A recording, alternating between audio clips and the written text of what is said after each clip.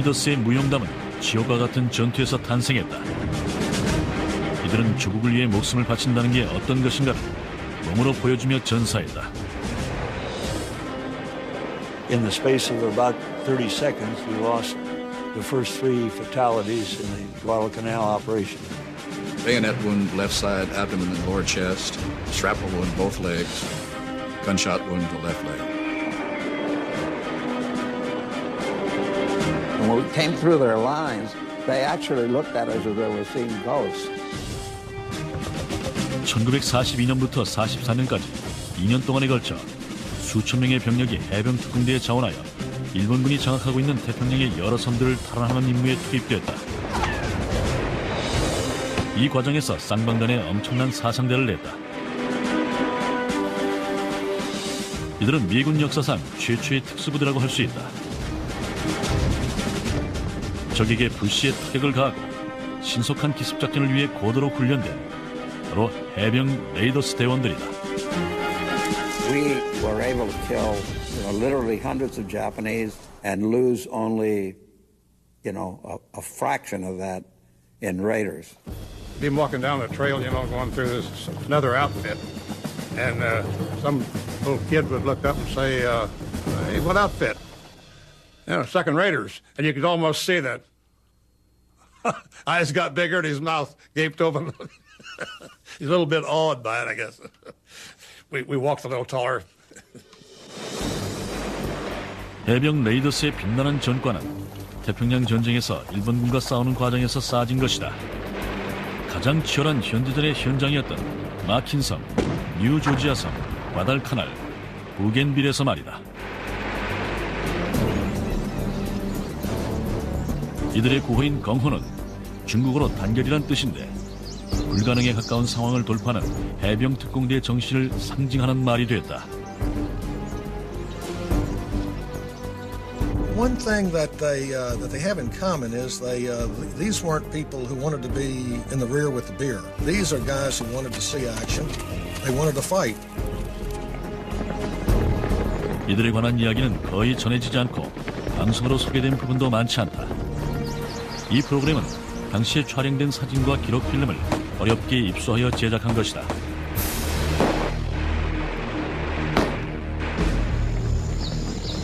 미 해병 특공대 4개 대대가 당시 일본군이 장악한 난공불락의 섬에서 상상 이상의 전과를 올렸었다.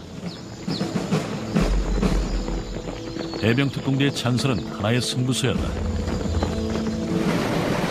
당시 대부분의 해병 지휘관들은 특수부대의 필요성을 절감하지 못했다.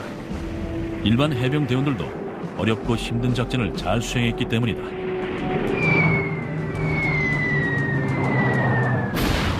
하지만 일본이 미 태평양 함대의 본거지인 진주만을 초토화하자 미국은 반격의 계기가 필요했다. 일본군이 태평양의 여러 섬들을 마음대로 점령해 나가자 미 국민들의 사기가 떨어졌다. 유럽에선 독일이 영국군을 유럽 본토에서 완전히 몰아냈다. 히틀러는 영국 해역과 동부 유럽을 잇는 전 지역을 장악했다. 프랭클린 루즈벨트 대통령은 영국에 대응해서 아이디어를 얻었다. 영국이 이 절망적인 전쟁에서 꿋꿋하게 버티는 힘이 어디에서 나오는지를 알아본 것이다. 그 답은 바로 영국군 코만도의 활약이었다. In essence, the Raiders were the Marine Corps' version of the British Commandos. Back when the Raiders were being formed, American morale was at a very low point, and FDR had met with Churchill, and Churchill had kind of done a morale boost for the British, and FDR kind of liked that idea.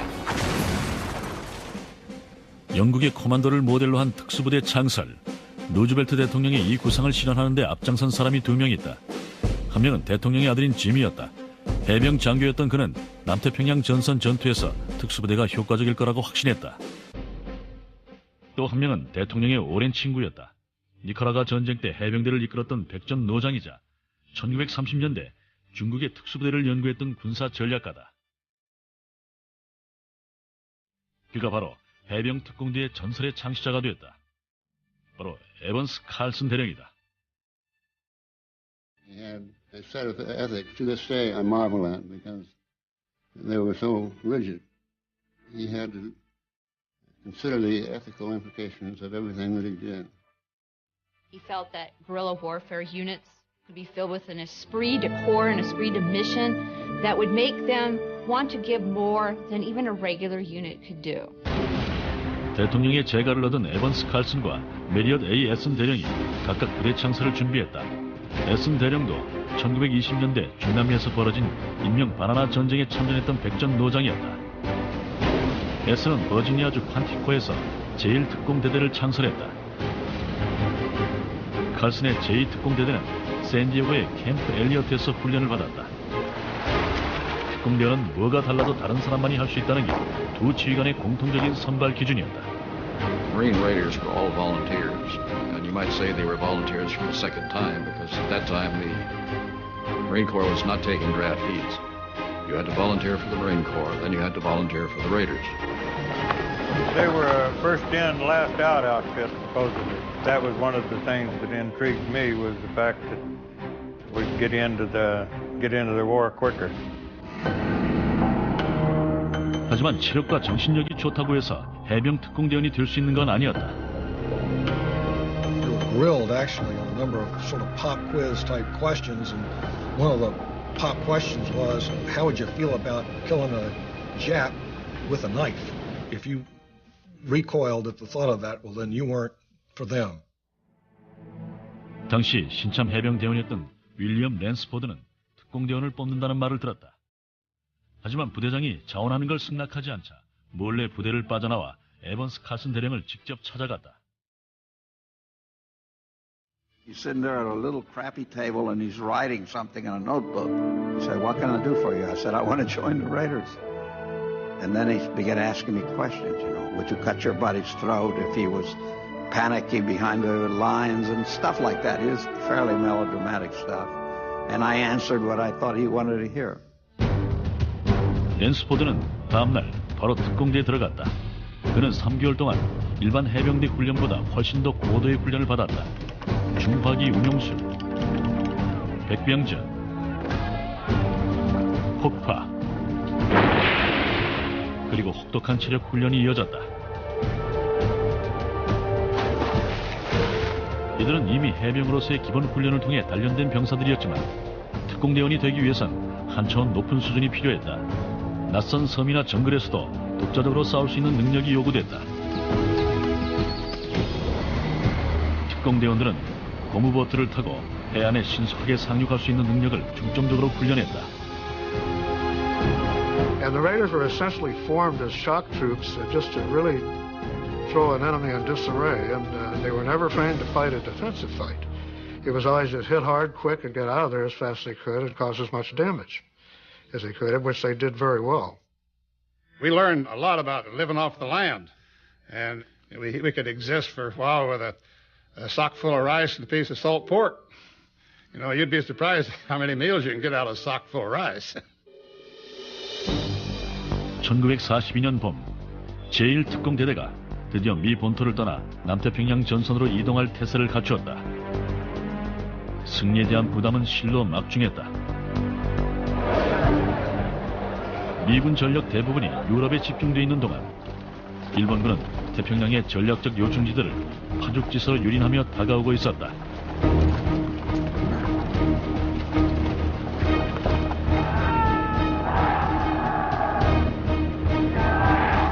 미국은 이 기세를 꺾어야만 했다. 해병 레이더스에게 그 임무가 맡겨졌다.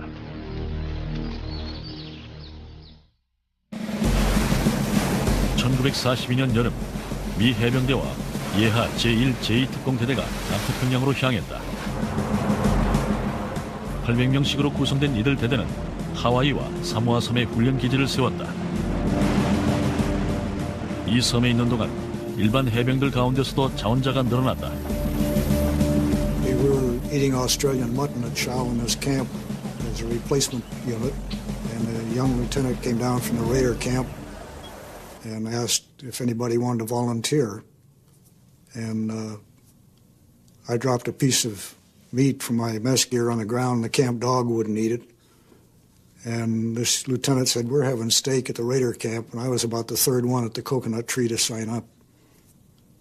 That's how I became a Raider. 미 해병대는 이 훈련 기지에서 남태평양 전선에 대한 대대적인 공격을 준비했다. 특공대원들은 일본군들이 정글에서 난공불락의 요새를 구축한 섬에 대한 기습 공격을 준비했다.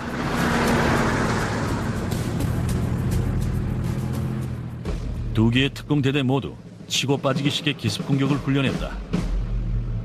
하지만 지휘관의 스타일은 정반대였다. 제1특공대대장인 메리엇 S는 원칙에 충실한 스타일이었다. 중남미 전쟁에서 빛나는 전과를 세웠던 그는 야전 교범과 전술 교리를 철저하게 따르는 타입이었다. Essen, incidentally, was a tremendous weapons expert, and he was captain of the Marine Rifle and Pistol Team, which was no small deed at that time and at any time. And he was just a all-around outstanding officer, and his men would do anything for him. 제2특공대대의 지휘관 에번스 칼슨도 1차 대전에 참전한 백전노장이지만 스타일이 달랐다. 개성이 강한 그는 야생마라는 별명까지 얻고 있었다.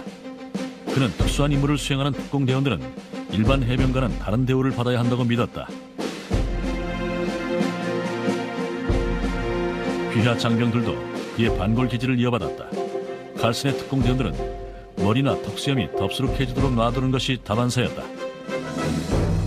We got there was a couple of guys with rubber boats and a lot of Jap equipment, and they were all wearing these big knives, and they all didn't look like Marines. They looked like tramps, beards, long hair, and so forth.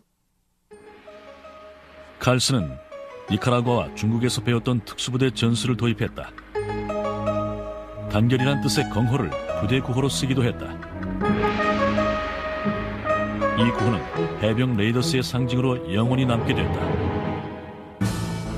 Carlson trained us so well, in my view, and in the view of others too, that actually, far from being a suicide outfit, we were so well trained that I think we had fewer casualties than the average Marine unit did. I think the enemy is the one that had the big casualties when we met, not us, and I'm not boasting.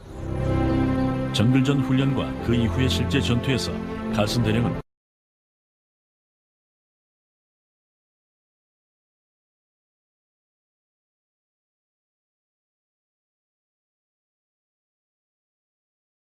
Troops could speak their minds and about anything and not really have any guilt about it or fear of reprisal.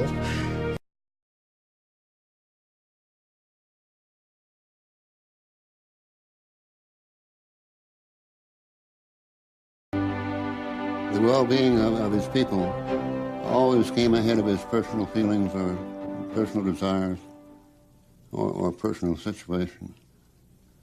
Always. 칼슨은 당시로서는 약간 변칙적인 정글전 방식을 개발했다.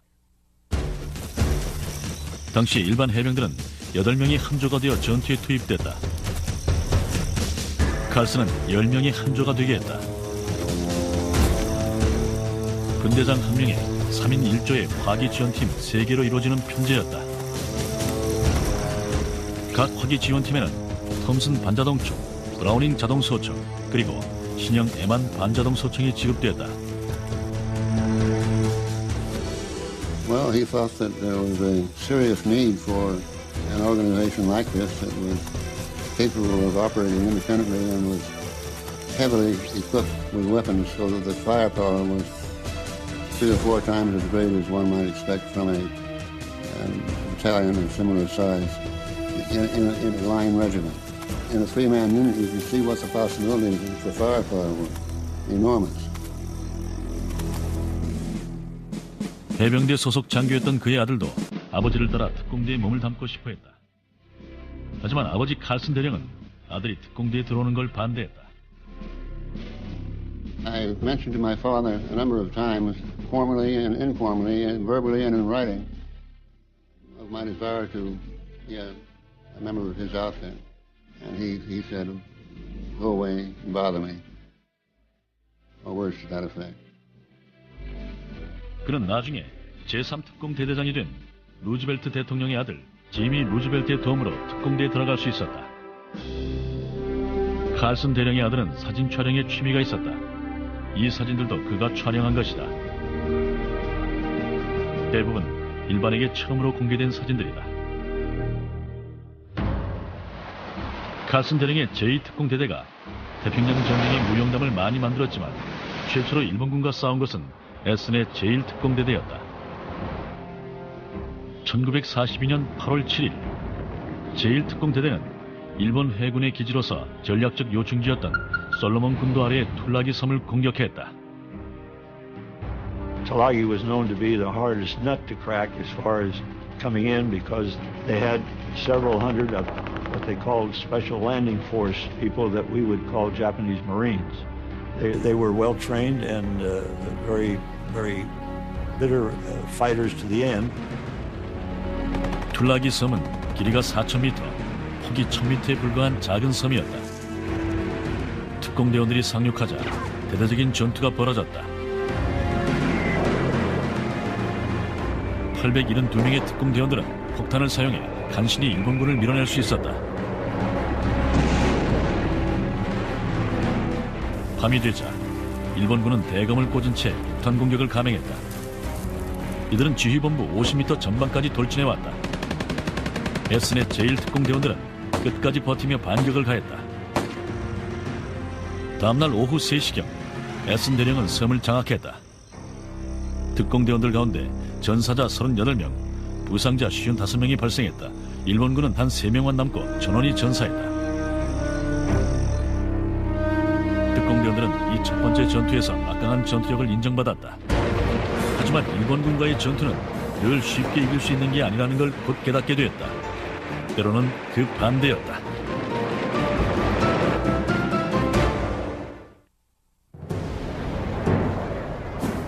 (1942년 8월) 미 해병 특공대는 남태평양 전선으로 이동하여 활약할 준비를 했다. 전쟁 영웅을 갈구하던 미국민들에게 해병 레이더스야말로 가장 믿음직한 기대주들이었다.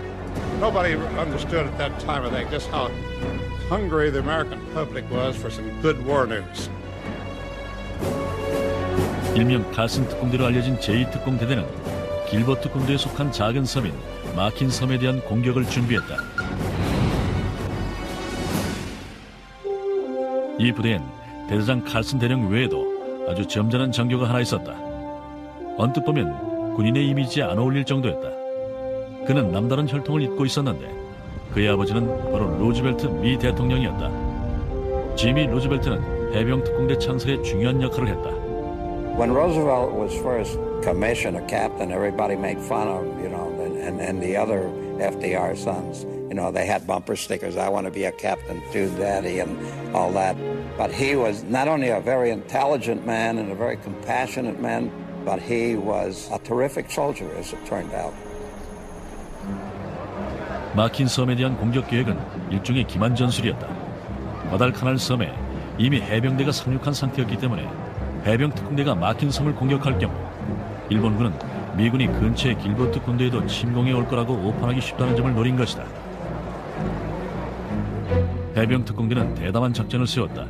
제2특공대대 예하 2개 중대를 2대의 잠수정에 태워 투입한다는 것이었다. 에번스 칼슨 대령과 지미 루즈벨트 대위의 지휘하에 대원들은 6일간의 잠수함 항해길에 올랐다. They sent 222 officers and men aboard those two submarines for this lightning strike raid on Macon Atoll to kill the enemy, destroy all their provisions, their avgas, the radio station, the seaplanes, anything they had. 1942년 8월 17일 칠흑 같은 어둠 속에 특공대원들이 마킨섬 공격 작전을 개시했다. 원래 계획은 고무보트를 나눠 타고 섬의 두 곳에 따로 상륙하는 것이었다. 하지만 기상 악화 때문에 이 계획은 무산됐다. 두 쪽 모두 한 장소에 모이고 말았다. 사태는 더욱 꼬이기 시작했다. 일본군들 몰래 조심스럽게 전진하던 중 한 대원이 실수로 총을 발사했던 것이다. 기습 공격은 물 건너갔고 즉각 전투가 벌어졌다. Here you have the Macon Island raid, which is as colorful a raid as even Hollywood could envision, with submarines and motorboats at night and breaching the surf and high firepower.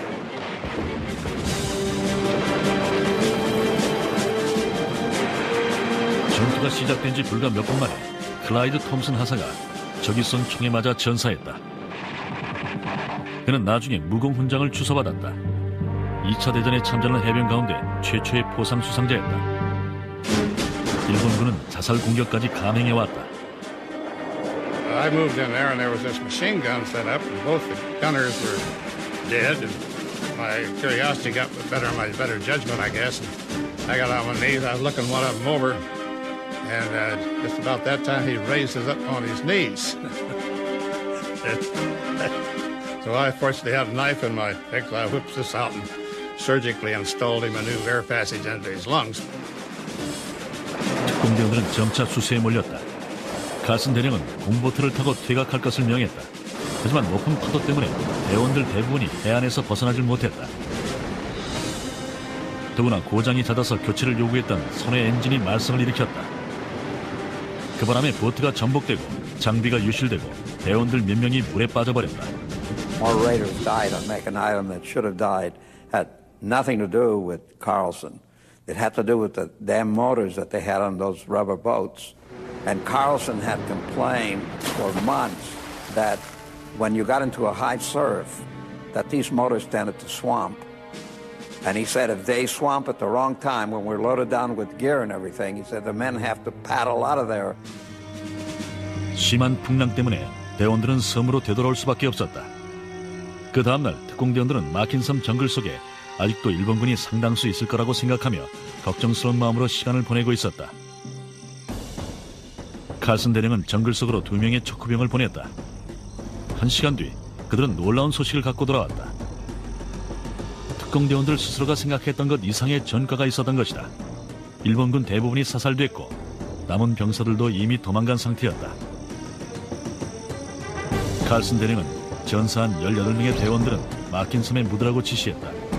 나머지 대원들은 다시 보트를 타고 잠수정이 대기하고 있는 곳까지 노를 저어갔다. 그런데 혼란스러운 와중에 인원 점검을 제대로 하지 못했다. 9명의 대원들이 본대와 떨어져 막힌 섬이나 근처 산호섬 어딘가에 실종되고 말았다. They didn't realize till they got back to Hawaii that these 9 guys were left on the island. And Carlson said to me, he said, if I'd have known there was 1 man left, he said, I wouldn't have gone back to submarine. I would have stayed with them. 막힌 섬에서 실종된 9명은 일본군에게 끌려가 잠수되고 말았다. 해병 특공대원들을 태운 잠수함이 진주만 기지에 들어섰자 기대 이상의 환영 행사가 열렸다.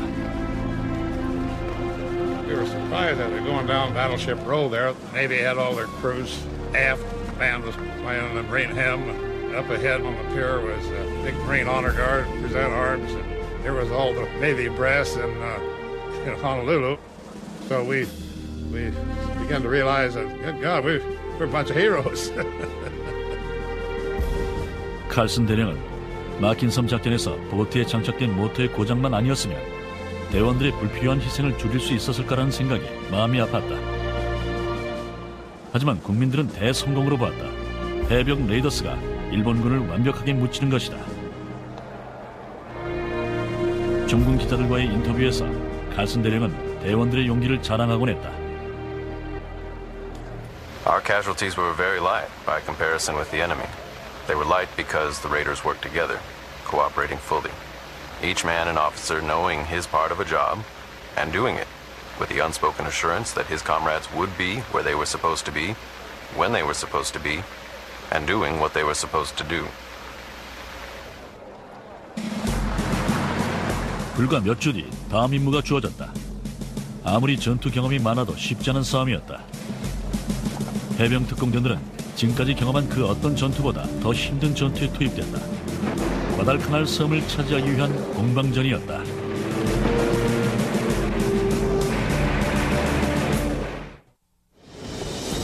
(1942년 8월) 한 달 동안 2차 대전 가운데 가장 치열했던 전투의 막이 올랐다. 언뜻 보면 아무런 가치도 없는 외딴 섬으로 보이는 과달카날 섬이 그 무대였다. 바로 이 섬에서 미 해병과 해병 특공대가 조그만 비행장을 사수하고 있었다. 이곳은 희망의 불씨이자 미 해병 부대가 외부와 연결되는 통로였다. 이름하여 핸더슨 비행장이었다. If the Japanese controlled it, it could make Americans' attempts to recapture all those other islands very, very difficult. Americans controlled it. They had a staging point for all kinds of missions and supplies, so it was critical. 8월 내내 미 해군은 해병대 병력을 과달카날 섬으로 집중 배치했다. 하지만 일본 해군도 나름대로의 보관이 있었다. 8월 8일 일본 해군 전함들이 10여 척의 연합군 군함 사이를 몰래 통과했다. 미군과 호주군 군함을 피해 아이언 바텀 사운드라는 곳을 향했다. 일본 해군은 곧이어 기습 공격을 가해 연합군 측에 사상 최대의 피해를 입혔다. 순양함 4척이 침몰했고 한 척은 완전히 파괴됐다. 1000명 이상의 연합군 해군 병사들이 전사했다. 과달카날 섬은 이제 연합군 해군의 지원이 끊겼다. 일본군은 과달카날에 병력과 물자를 집중했다. 이 섬에 남은 건 미 해병 레이더스뿐이었다. 일본군의 타깃은 핸더슨 비행장이었다. 이곳을 장악하면 섬 전체를 장악하고 승기를 잡을 수 있었던 것이다. 메리트 에슨 대령이 이끄는 제1특공대대 병력 800여 명이 핸더슨 비행장으로 몰려오는 일본군 3000여 명과 맞서 싸워야 했다. 에슨 대령은 일본군의 공격에 대비해 핸더슨 비행장 위에 있는 칼날 모양의 능선에 병력을 배치했다. 이곳에서 해병 레이더스는 사상 최대의 치열한 전투를 벌였다. We were going to this rest area, which was right at the ridge that was pointing right at Henderson Field. It was a long, low, serpentine type of ridge with kunai grass, waist or chest high, sharp as needles, surrounded by jungle. 1942년 9월 12일 밤 11시경 일본군 비행기가 해병 특공대의 진지 주위에 조명탄을 투하했다. 몇 분 뒤 일본군 병사들이 정글 속에서 몰려나왔다. 수적으로 분리해 정면 대결이 어렵자 에슨 대령은 대원들을 능선 꼭대기에 최후 방어선으로 후퇴시켰다. 이곳에서 각자 참호를 펴고 공격에 대비했다. 일본군이 쏘아대는 기관총과 소총 탄환이 사방에서 날아들었다. 대원들은 거의 쓰러지기 일보 직전이었다. 하지만 에슨 대령은 부하들을 독려했다. 해병 레이더스답게 끝까지 싸우라고 말했다. Held off several banzai attacks of the Japanese, and in between the attacks, they spent their time digging huge foxholes, which protected them from the Japanese artillery fire, and ultimately saved the day for them. 아침이 되자 포연이 거쳤다. 특공대원들은 끝까지 핸더슨 비행장을 사수했다. 이 전투에서 특공대원 138명이 전사했다. 해병 공수대대 대원 128명도 사망했다. 일본군은 700명이 전사했다. 부상당한 500여 명의 일본군은 결국 정글 속에서 죽어갔다.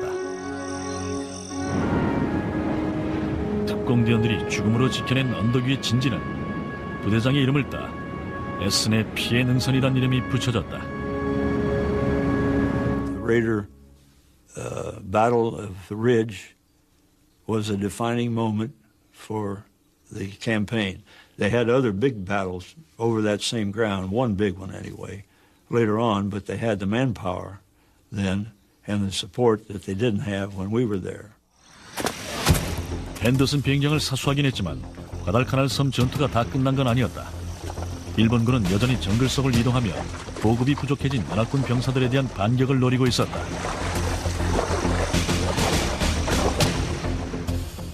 해병대 사령부는 에번스 칼슨 대령이 이끄는 제2특공대대를 투입하여 일본군의 이동을 차단하고 섬멸하도록 했다. 31일간에 걸친 전쟁 역사상 가장 긴 이 작전은 길고 긴 터벌이라는 이름이 붙여졌다.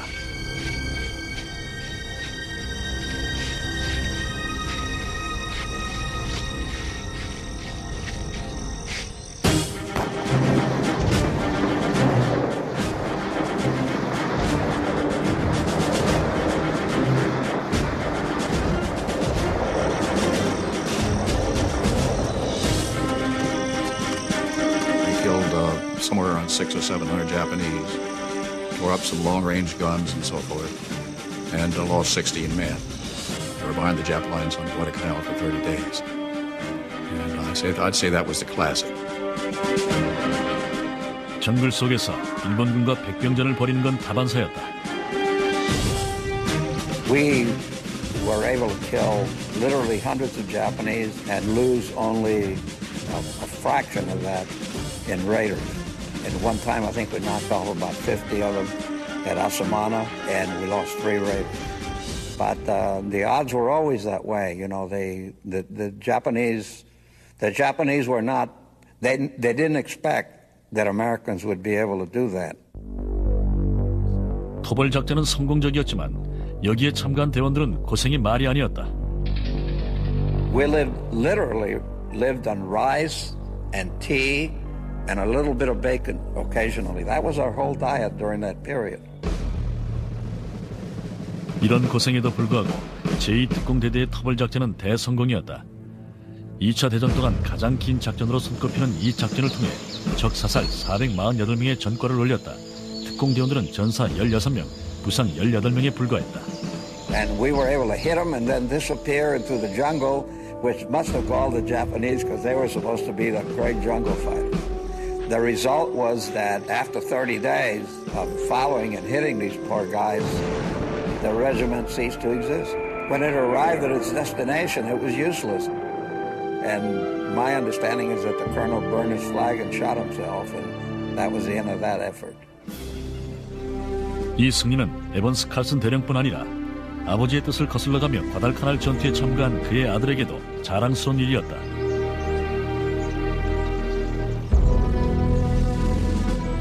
하지만 이렇게 피 흘리며 이룩한 해병 특공대의 영광도 그리 오래가지 못했다. 특공대의 역할이 축소된 것이다.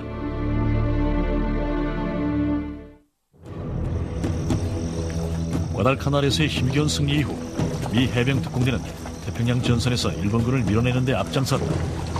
그 중에서 가장 치열한 전투가 벌어진 곳은 뉴 조지아 섬이었다. 제4특공대대는 일본군의 전초기지를 공격했다. 쌍방간의 전사자가 속출했다. 이 전투는 지옥불 세례란 별명이 붙을 정도로 치열했다. 힘든 싸움이 될 수밖에 없었다. 특공대원들은 항공 폭격 지원도 받지 못했고 수적으로도 열세였다.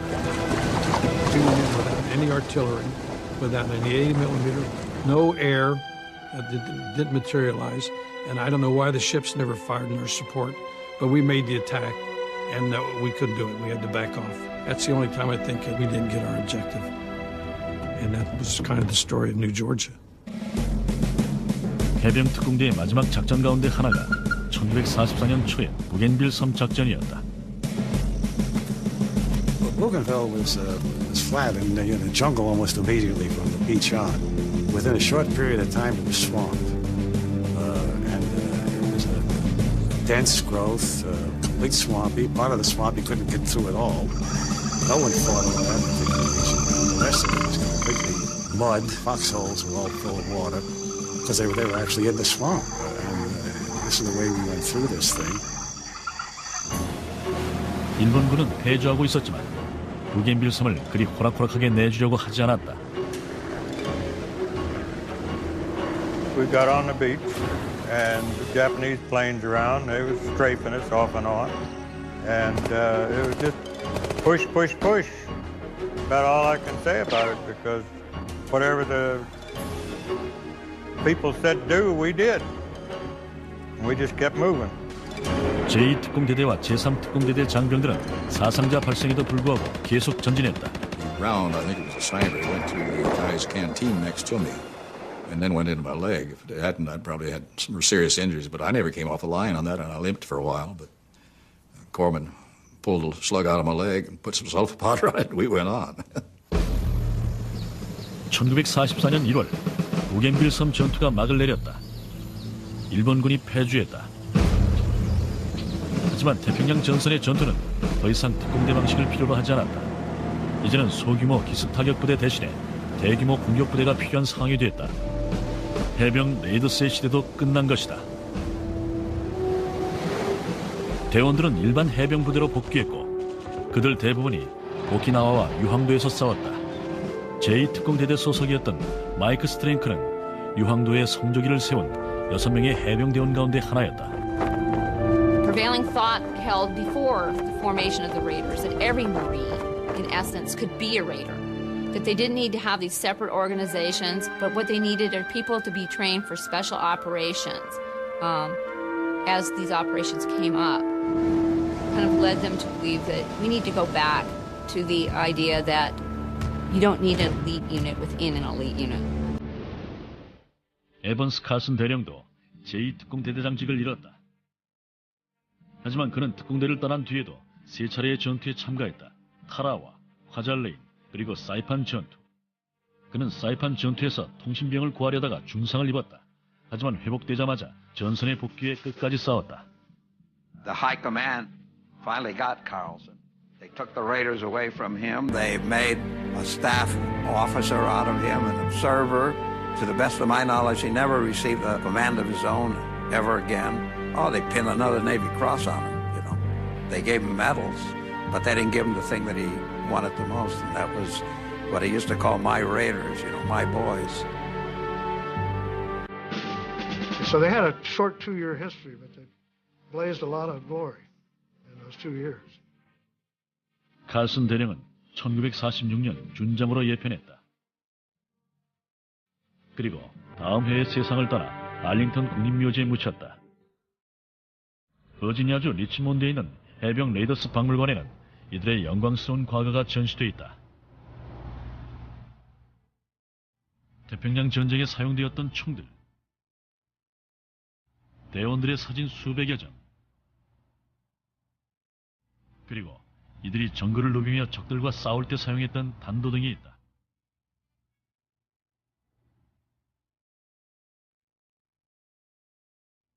하지만 이 박물관에서 가장 자랑스럽게 보여주는 것은 한 대원이 만든 영광의 명단 문이다. 이 문에는 당시 8,000명 대원 모두의 이름이 적혀있다. 이 명단은 그들의 노고를 말없이 웅변하고 있다. 8% of all of the medals of honor won by Marines in World War II were won by Marine Raiders. Now, these were not necessarily men who were Marine Raiders at the time they won the Medal of Honor. They might have been with the New 4th Regiment or with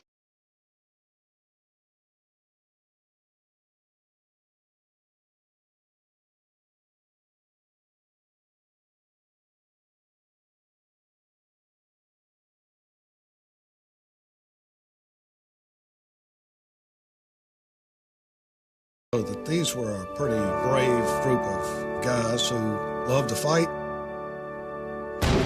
해병 레이더스의 유산은 지금도 미군 부대에 계승되고 있다.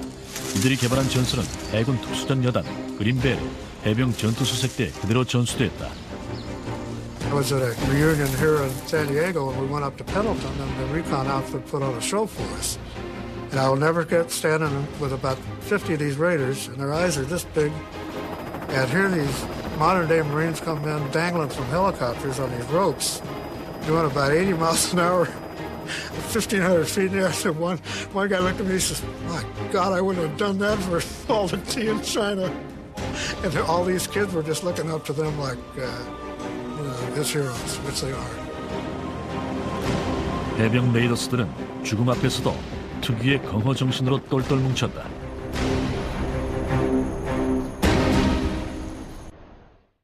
윌리엄 랜스포드는 제2특공대대 소속 전우들과 절친하게 지내고 있다. 전우인 엘 플로레스가 암으로 죽기 전까지 이들의 대화는 온통 특공대 시절에 관한 것들이었다. Lying there in bed with tubes and all that, reliving the old days, and he said, "Do you remember when we did this? You remember how we went through the lines?" He said, "You remember when you had to go back and I took you through the Japanese lines?" And yeah, I remember. And then he took my arm like this and he said, "We must have been crazy, Bill." And then he turned and said to my wife, "We must have been crazy." Yeah. He died 2 days later. 1990년대 말 해병대에서는 태평양 전쟁 때 실종된 특공대원들에 대한 탐사 작업을 시작했다. 그 결과 마킨 섬에서 실종된 19명의 유골을 발견했다.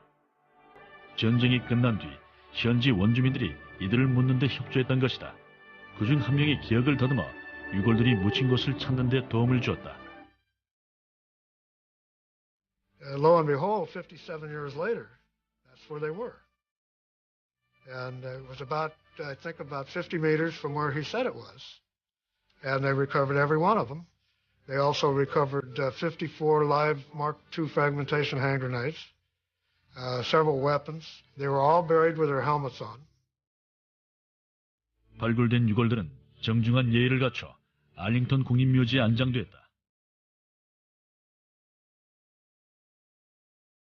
해병 레이더스의 정신은 에번스 칼슨 대령의 말 속에 그대로 요약돼 있다. 그는 정군 기자와의 인터뷰에서 해병 특공대원의 차질에 대해 이렇게 말했다. Remember, only those who worked and sacrificed for the preservation of democracy are entitled to enjoy its benefits.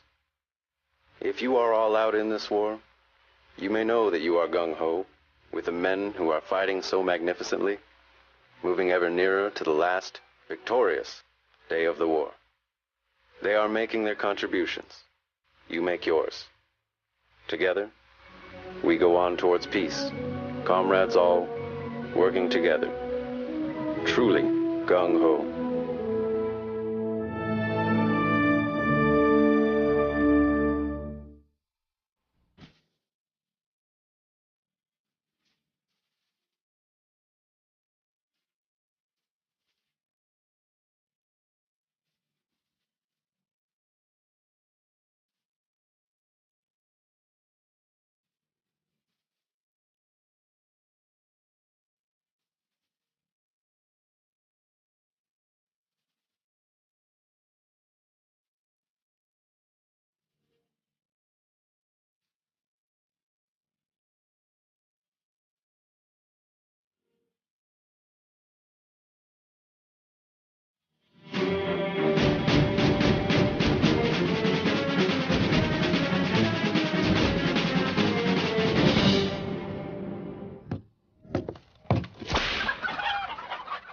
As coming in because they had several hundred of what they called special landing force people that we would call Japanese Marines.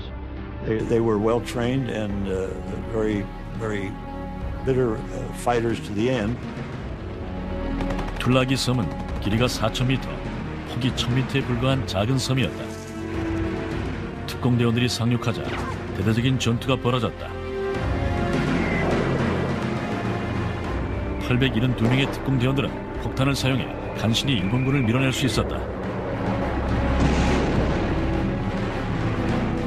밤이 되자 일본군은 대검을 꽂은 채 폭탄 공격을 감행했다. 이들은 지휘본부 50m 전방까지 돌진해왔다. 에슨의 제1특공대원들은 끝까지 버티며 반격을 가했다. 다음날 오후 3시경 에슨 대령은 섬을 장악했다. 특공대원들 가운데 전사자 38명, 부상자 55명이 발생했다. 일본군은 단 3명만 남고 전원이 전사했다. 특공대원들은 이 첫 번째 전투에서 막강한 전투력을 인정받았다. 하지만 일본군과의 전투는 늘 쉽게 이길 수 있는 게 아니라는 걸 곧 깨닫게 되었다.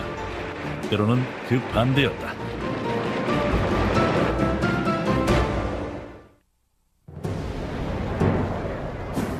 (1942년 8월) 미 해병 특공대는 남태평양 전선으로 이동하여 활약할 준비를 했다. 전쟁 영웅을 갈구하던 미국민들에게 해병 레이더스야말로 가장 믿음직한 기대주들이었다.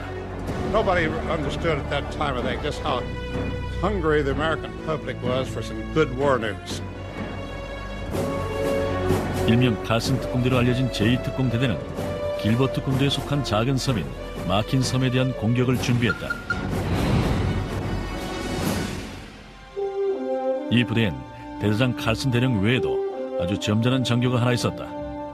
언뜻 보면 군인의 이미지에 안 어울릴 정도였다. 그는 남다른 혈통을 잇고 있었는데 그의 아버지는 바로 루즈벨트 미 대통령이었다. 지미 루즈벨트는 해병 특공대 창설에 중요한 역할을 했다.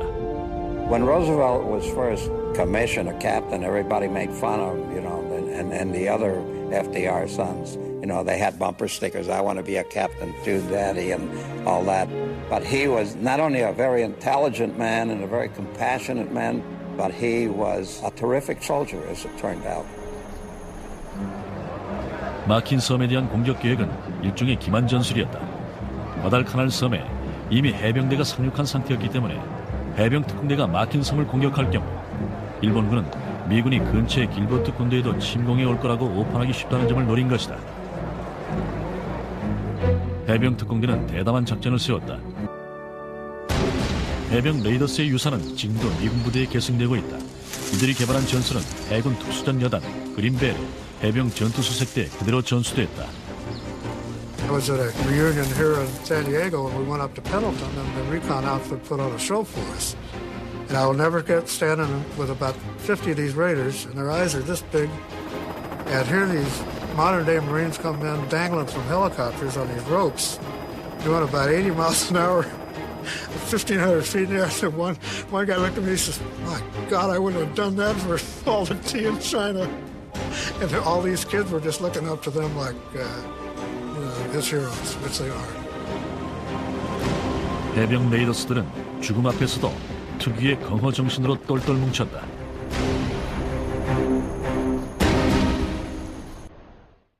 윌리엄 랜스포드는 제2특공대대 소속 전우들과 절친하게 지내고 있다.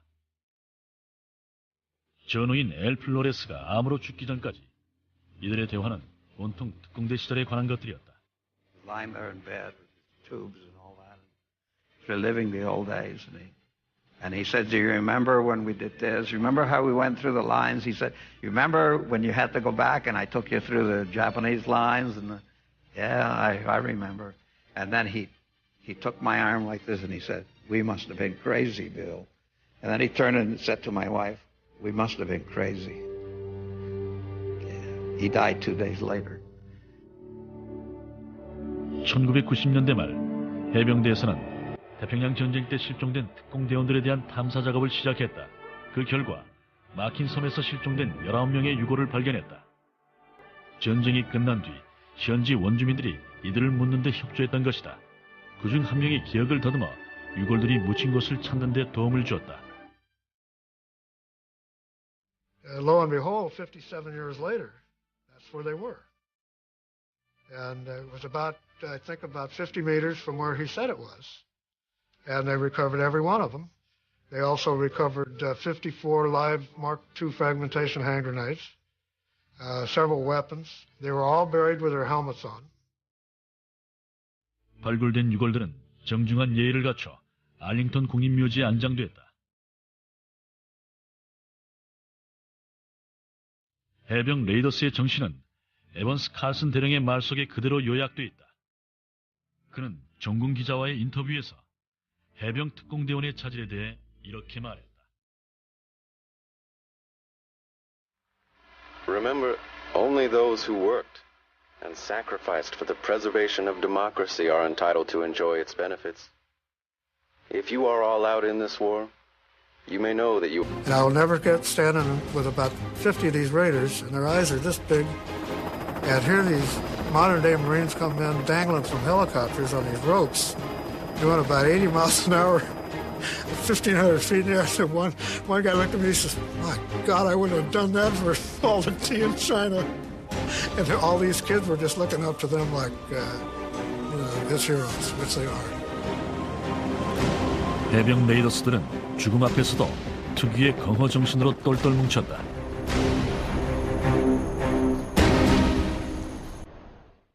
윌리엄 랜스포드는 제2특공대대 소속 전우들과 절친하게 지내고 있다. 전우인 엘 플로레스가 암으로 죽기 전까지 이들의 대화는 온통 특공대 시절에 관한 것들이었다. Lying there in bed with his tubes and all that, reliving the old days, and he said, "Do you remember when we did this? Remember how we went through the lines?" He said, "You remember when you had to go back and I took you through the Japanese lines?" And yeah, I remember. And then he took my arm like this and he said, "We must have been crazy, Bill." And then he turned and said to my wife, "We must have been crazy." Yeah. He died 2 days later. 1990년대 말 해병대에서는 태평양 전쟁 때 실종된 특공대원들에 대한 탐사 작업을 시작했다. 그 결과 막힌 섬에서 실종된 19명의 유골을 발견했다. 전쟁이 끝난 뒤 현지 원주민들이 이들을 묻는 데 협조했던 것이다. 그중 한 명이 기억을 더듬어 유골들이 묻힌 곳을 찾는 데 도움을 주었다. lo and behold, 57 years later, that's where they were. And it was about, I think, about 50 meters from where he said it was. And they recovered every one of them. They also recovered 54 live Mark II fragmentation hand grenades, several weapons. They were all buried with their helmets on. 발굴된 유골들은 정중한 예의를 갖춰 알링턴 국립묘지에 안장됐다. 해병 레이더스의 정신은 에번스 칼슨 대령의 말 속에 그대로 요약돼 있다. 그는 정군 기자와의 인터뷰에서 해병 특공대원의 차질에 대해 이렇게 말했다. Remember, only those who worked and sacrificed for the preservation of democracy are entitled to enjoy its benefits. If you are all out in this war, you may know that you are gung-ho with the men who are fighting so magnificently, moving ever nearer to the last, victorious day of the war. They are making their contributions. You make yours. Together, we go on towards peace. Comrades all, work. When I was about the third one at the coconut tree to sign up. That's how I became a Raider. 미 해병대는 이 훈련 기지에서 남태평양 전선에 대한 대대적인 공격을 준비했다. 특공대원들은 일본군들이 정글에서 난공불락의 요새를 구축한 섬에 대한 기습 공격을 준비했다.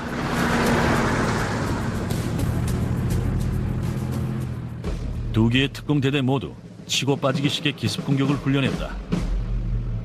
하지만 지휘관의 스타일은 정반대였다. 제1특공대대장인 메리엇 S는 원칙에 충실한 스타일이었다. 중남미 전쟁에서 빛나는 전과를 세웠던 그는 야전 교범과 전술 교리를 철저하게 따르는 타입이었다. S incidentally was a tremendous weapons expert, and he was captain of the Marine Rifle and Pistol Team, which was no small deed at that time and at any time. And he was just a all-around outstanding officer, and his men would do anything for him. 제2특공대대의 지휘관 에번스 칼슨도 1차 대전에 참전한 백전노장이지만 스타일이 달랐다. 개성이 강한 그는 야생마라는 별명까지 얻고 있었다. 그는 특수한 임무를 수행하는 특공대원들은 일반 해병과는 다른 대우를 받아야 한다고 믿었다. 귀하 장병들도 그의 반골 기질을 이어받았다. 칼슨의 특공대원들은 머리나 턱수염이 덥수룩해지도록 놔두는 것이 다반사였다. We got there was a couple of guys with rubber boats and a lot of Jap equipment, and they were all wearing these big knives, and they all didn't look like Marines. They looked like tramps, beards, long hair, and so forth. 칼슨은 니카라과와 중국에서 배웠던 특수부대 전술을 도입했다. 단결이란 뜻의 경호를 부대 구호로 쓰기도 했다. 이 구호는 해병 레이더스의 상징으로 영원히 남게 됐다. Carlson trained us so well, in my view, and in the view of others too, that actually, far from being a suicide outfit, we were so well trained that I think we had fewer casualties than the average Marine unit did. I think the enemy is the one that had the big casualties when we met, not us, and I'm not boasting. 정글전 훈련과 그 이후의 실제 전투에서 칼슨 대령은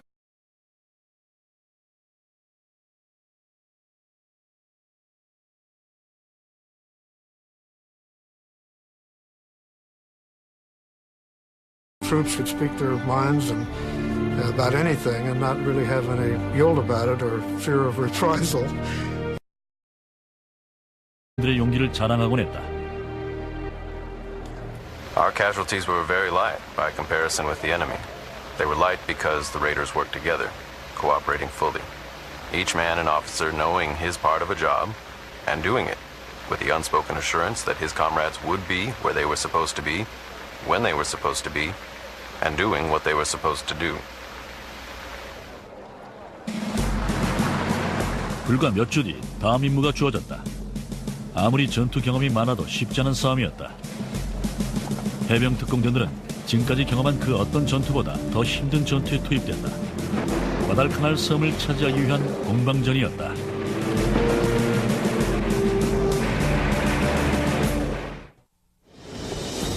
1942년 8월 한 달 동안 2차 대전 가운데 가장 치열했던 전투의 막이 올랐다.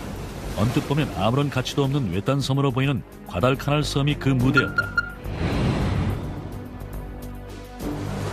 바로 이 섬에서 미 해병과 해병 특공대가 조그만 비행장을 사수하고 있었다. 이곳은 희망의 불씨이자 미 해병 부대가 외부와 연결되는 통로였다. 이름하여 핸더슨 비행장이었다. If the Japanese controlled it, it would make Americans' attempts to recapture all those other islands very, very difficult. Americans controlled it. They had a staging point for all kinds of missions and supplies, so it was critical. 8월 내내 미 해군은 해병대 병력을 과달카날 섬으로 집중 배치했다. 하지만 일본 해군도 나름대로의 보관이 있었다. 8월 8일 일본 해군 전함들이 10여 척의 연합군 군함 사이를 몰래 통과했다. 미군과 호주군 군함을 피해 아이언 바텀 사운드라는 곳을 향했다. 일본 해군은 곧이어 기습 공격을 가해 연합군 측에 사상 최대의 피해를 입혔다. 순양함 4척이 침몰했고 한 척은 완전히 파괴됐다. 1000명 이상의 연합군 해군 병사들이 전사했다. 과달카날 섬은 이제 연합군 해군의 지원이 끊겼다. 일본군은 과달카날에 병력과 물자를 집중했다.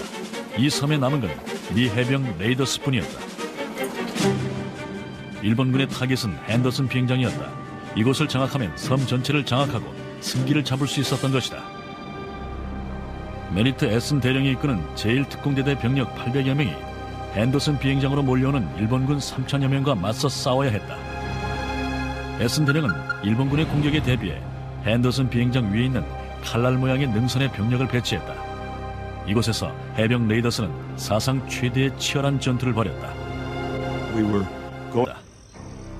특공대원들 가운데 전사자 38명, 부상자 55명이 발생했다. 일본군은 단 3명만 남고 전원이 전사했다. 특공대원들은 이 첫 번째 전투에서 막강한 전투력을 인정받았다. 하지만 일본군과의 전투는 늘 쉽게 이길 수 있는 게 아니라는 걸 곧 깨닫게 되었다. 때로는 그 반대였다.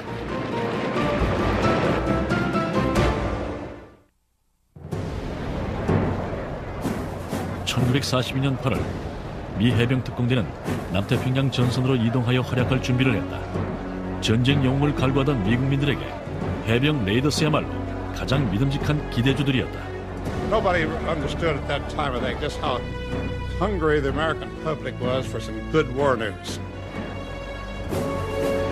일명 칼슨 특공대로 알려진 제2특공대대는 길버트 군도에 속한 작은 섬인 마킨 섬에 대한 공격을 준비했다.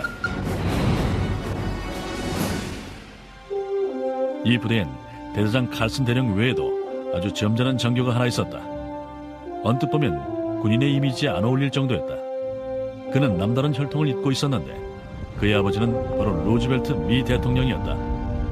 지미 루즈벨트는 해병 특공대 창설에 중요한 역할을 했다. When Roosevelt was first commissioned a captain, everybody made fun of, and the other FDR sons. They had bumper stickers, I want to be a captain too, Daddy, and all that. But he was not only a very intelligent man and a very compassionate man, but he was a terrific soldier, as it turned out. 마킨 섬에 대한 공격 계획은 일종의 기만 전술이었다. 과달카날 섬에 이미 해병대가 상륙한 상태였기 때문에 해병 특공대가 마킨 섬을 공격할 경우 일본군은 미군이 근처의 길버트 군도에도 침공해 올 거라고 오판하기 쉽다는 점을 노린 것이다. 해병 특공대는 대담한 작전을 세웠다. 제2특공대대 예하 2개 중대를 2대의 잠수정에 태워 투입한다는 것이었다. 에번스 칼슨 대령과 지미 루즈벨트 대위의 지휘하에 대원들은 6일간의 잠수함 항해길에 올랐다. They sent 222 officers and men aboard those two submarines for this lightning strike raid on Macon Atoll to kill the enemy, destroy all their provisions, their avgas, the radio station, the seaplanes, anything they had. 1942년 8월 17일 칠흑 같은 어둠 속에 특공대원들이 마킨섬 공격 작전을 개시했다. 원래 계획은 홈워터를 나눠 타고 섬의 두 곳에 따로 상륙하는 것이었다. 하지만 기상 악화 때문에 이 계획은 무산됐다. 두 쪽 모두 한 장소에 모이고 말았다. 사태는 더욱 꼬이기 시작했다. 일본군들 몰래 조심스럽게 전진하던 중 한 대원이 실수로 I think we have fewer casualties than the average Marine unit did. I think the enemy is the one that had the big casualties when we met, not us, and I'm not boasting. 정글전 훈련과 그 이후의 실제 전투에서 칼슨 대령은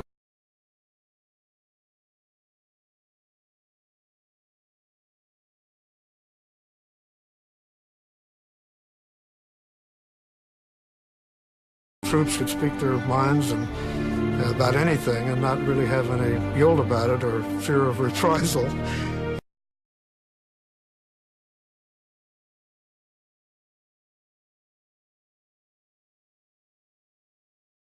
The well-being of his people always came ahead of his personal feelings or personal desires or personal situations.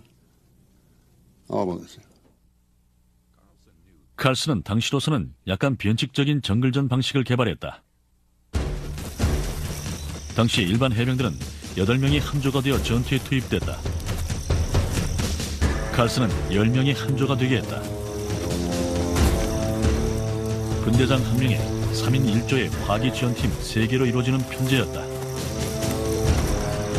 각 화기 지원팀에는 톰슨 반자동총, 브라우닝 자동소총, 그리고 신형 에만 반자동 소총이 지급됐다. Well, he thought that there was a serious need for an organization like this that was capable of operating independently and was heavily equipped with weapons so that the firepower was 3 or 4 times as great as one might expect from a battalion of similar size in a line regiment. In a 3-man unit, you can see what the possibilities for firepower were. Enormous. 해병대 소속 장교였던 그의 아들도 아버지를 따라 특공대에 몸을 담고 싶어 했다. 하지만 아버지 칼슨 대령은 아들이 특공대에 들어오는 걸 반대했다. I mentioned to my father a number of times, formally and informally, and verbally and in writing, of my desire to be a member of his outfit. And he said, go away and bother me. Or words to that effect. 그는 나중에 제3특공대대장이 된 루즈벨트 대통령의 아들 지미 루즈벨트의 도움으로 특공대에 들어갈 수 있었다. 칼슨 대령의 아들은 사진 촬영에 취미가 있었다. 이 사진들도 그가 촬영한 것이다. 대부분 일반에게 처음으로 공개된 사진들이다. 칼슨 대령의 제2특공대대가 태평양 전쟁의 무용담을 많이 만들었지만 최초로 일본군과 해병특공대의 창설은 하나의 승부수였다. 당시 대부분의 해병 지휘관들은 특수부대의 필요성을 절감하지 못했다. 일반 해병 대원들도 어렵고 힘든 작전을 잘 수행했기 때문이다.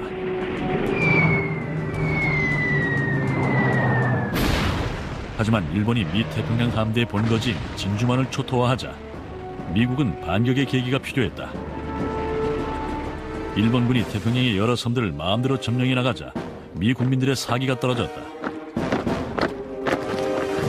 유럽에선 독일이 영국군을 유럽 본토에서 완전히 몰아냈다. 히틀러는 영국 개혁과 동부 유럽을 잇는 전 지역을 장악했다. 프랭클린 루즈벨트 대통령은 영국에 대응해서 아이디어를 얻었다. 영국이 이 절망적인 전쟁에서 꿋꿋하게 버티는 힘이 어디에서 나오는지를 알아본 것이다.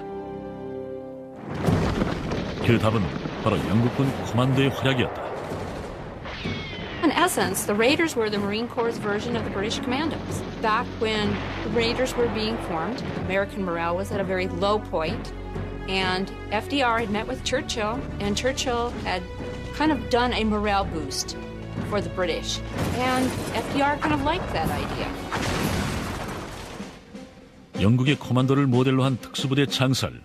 루즈벨트 대통령의 이 구상을 실현하는 데 앞장선 사람이 2명 있다.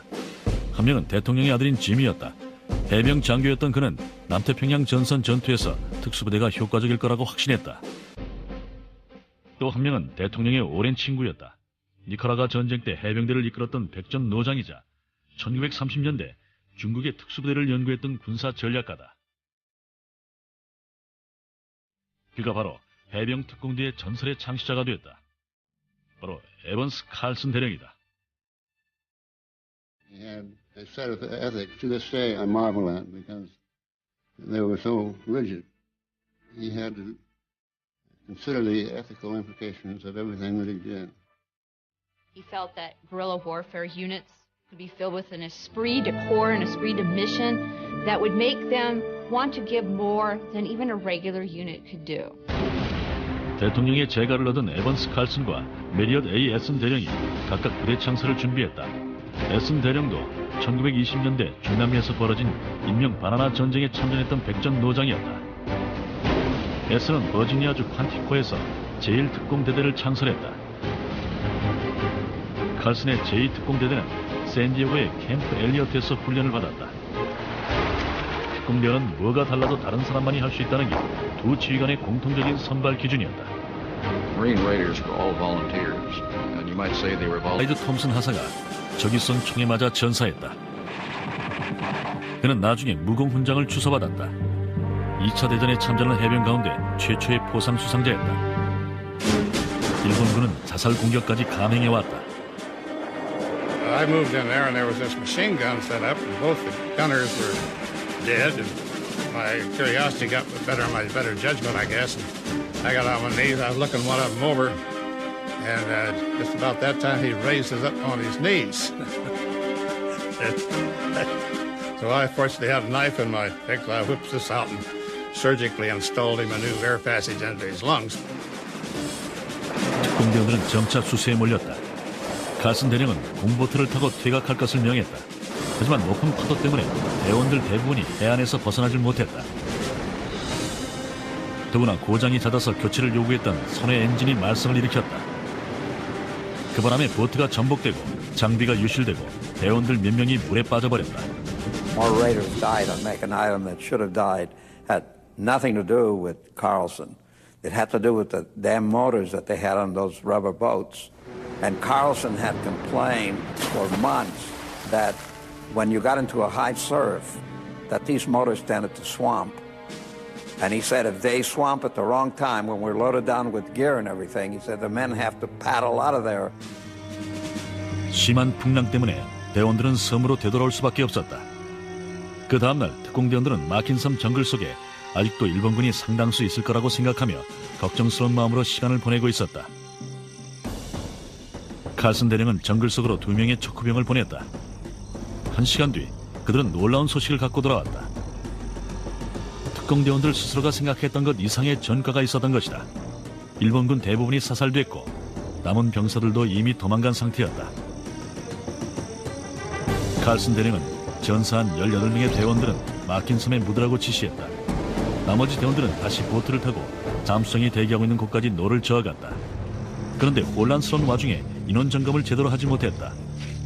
9명의 대원들이 본대와 떨어져 막힌 섬이나 근처 산호섬 어딘가에 실종되고 말았다.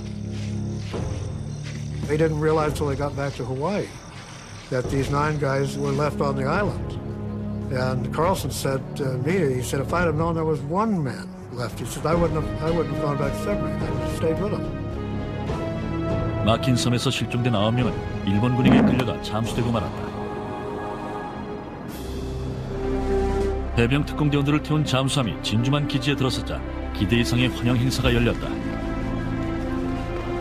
We were surprised that they're going down Battleship Row there. The Navy had all their crews aft. The band was playing the Marine hymn up ahead. We were there. 헨더슨 비행장을 사수하긴 했지만 과달카날 섬 전투가 다 끝난 건 아니었다.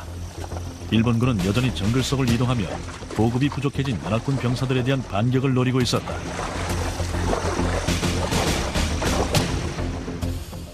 해병대 사령부는 에번스 칼슨 대령이 이끄는 제2특공대대를 투입하여 일본군의 이동을 차단하고 섬멸하도록 했다. 31일간에 걸친 전쟁 역사상 가장 긴 이 작전은 길고 긴 터벌이라는 이름이 붙여졌다.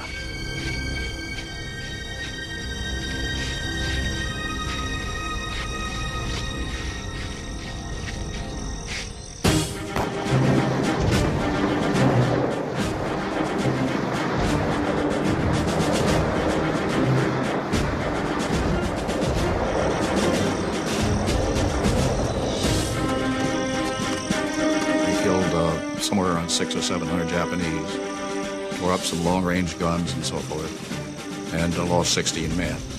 They were behind the Jap lines on Guadalcanal for 30 days. And I'd say that was the classic. 정글 속에서 일본군과 백병전을 벌이는 건 다반사였다. We were able to kill literally hundreds of Japanese and lose only a fraction of that in raiders. And one time I think we knocked off about 50 of them at Asamana, and we lost 3 raiders. But the odds were always that way. You know, the Japanese were not, they didn't expect that Americans would be able to do that. 토벌 작전은 성공적이었지만 여기에 참가한 대원들은 고생이 말이 아니었다. We literally lived on rice and tea and a little bit of bacon occasionally. That was our whole diet during that period. 이런 고생에도 불구하고 제2특공대대의 토벌 작전은 대성공이었다. 2차 대전 동안 가장 긴 작전으로 손꼽히는 이 작전을 통해 적 사살 448명의 전과를 올렸다. 특공대원들은 전사 16명, 부상 18명에 불과했다. And we were able to hit them and then disappear into the jungle, which must have called the Japanese because they were supposed to be the great jungle fighters. The result was that after 30 days of following and hitting these poor guys, the regiment ceased to exist. When it arrived at its destination, it was useless. And my understanding is that the colonel burned his flag and shot himself, and that was the end of that effort. 이 승리는 에번스 칼슨 대령뿐 아니라 아버지의 뜻을 거슬러가며 과달카날 전투에 참가한 그의 아들에게도 자랑스러운 일이었다.